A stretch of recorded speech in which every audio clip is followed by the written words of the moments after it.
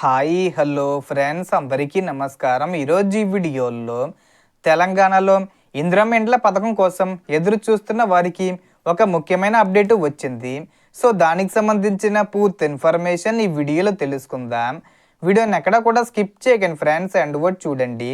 Video start చేసే ముందు మీకు ఒక small request friends. TG government నుంచి ఇందిరమ్మ పథకానికి సంబంధించి మరియు ఇతర పథకాలకు సంబంధించి ఏ చిన్న అప్డేట్ వచ్చినా మీరు మిస్ కాకుండా ఉండాలంటే వెంటనే మన ఛానల్ని సబ్స్క్రైబ్ చేసుకోండి. అండ్ సబ్స్క్రైబ్ చేసుకున్న వాళ్ళందరూ కూడా సబ్స్క్రైబ్ బటన్ పక్కనున్న గంట సింబల్లో ఆల్ అని పెట్టుకోవడం మర్చిపోకండి ఫ్రెండ్స్.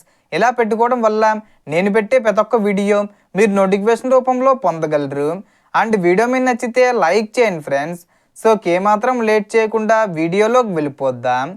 సో ప్రభుత్వం L1, L2, L3 కేటగిరీల కింద అర్హులైన లబ్ధిదారులకు దశల వారీగా ఇళ్ల మంజూరీ ప్రక్రియను కొనసాగిస్తుంది. ముఖ్యంగా L1 కేటగిరీలో సొంత స్థలం ఉన్నవారికి ప్రాధాన్యత ఇస్తున్నట్లు అధికారులు తెలిపారు. అర్హత సాధించిన వారికి ఇంటి నిర్మాణం కోసం మొత్తం 5 లక్షల ఆర్థిక సహాయం 4 విడతల్లో విడుదల చేసే విధానం కొనసాగుతుంది. అలాగే GHMC పరిధిలోని కొన్ని నియోజకవర్గాల్లో డబుల్ బెడ్రూమ్ ఇళ్ల కోసం నమోదు ప్రక్రియ కూడా కొనసాగుతుంది. దీనికి సంబంధించి స్థానిక అధికారులు ప్రకటించిన నిబంధనలు, అర్హతలు మరియు దరఖాస్తు విధానాన్ని తప్పనిసరిగా పరిశీలించాలి. గతంలో ప్రభుత్వం గృహ పథకం ద్వారా ఇప్పటికే ఇల్లు పొందిన వారు కొత్త దరఖాస్తుకు అర్హులు కాకపోవచ్చు. ఆల్రెడీ దరఖాస్తులు ప్రారంభమయ్యాయి. మీరు ఆగస్టు 10వ తేదీ వరకు అప్లై చేసుకోవచ్చు. ఇది 2వ విడతకు సంబంధించిన దరఖాస్తులు అన్నమాట. ఆల్రెడీ కొంతమందికి ముందే మొదటి విడతలో ఇచ్చేశారు. ఇప్పుడు 2వ విడతకు సంబంధించి దరఖాస్తులు తీసుకుంటున్నారు.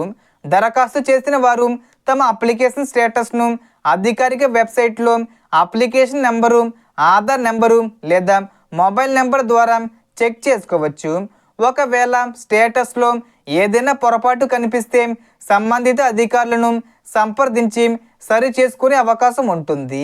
అలాగే ఇంటి నిర్మాణం చేసేవారు ప్రభుత్వం సూచించిన పరిమాణం మరియు నిబంధనలను తప్పనిసరిగా పాటించాలి.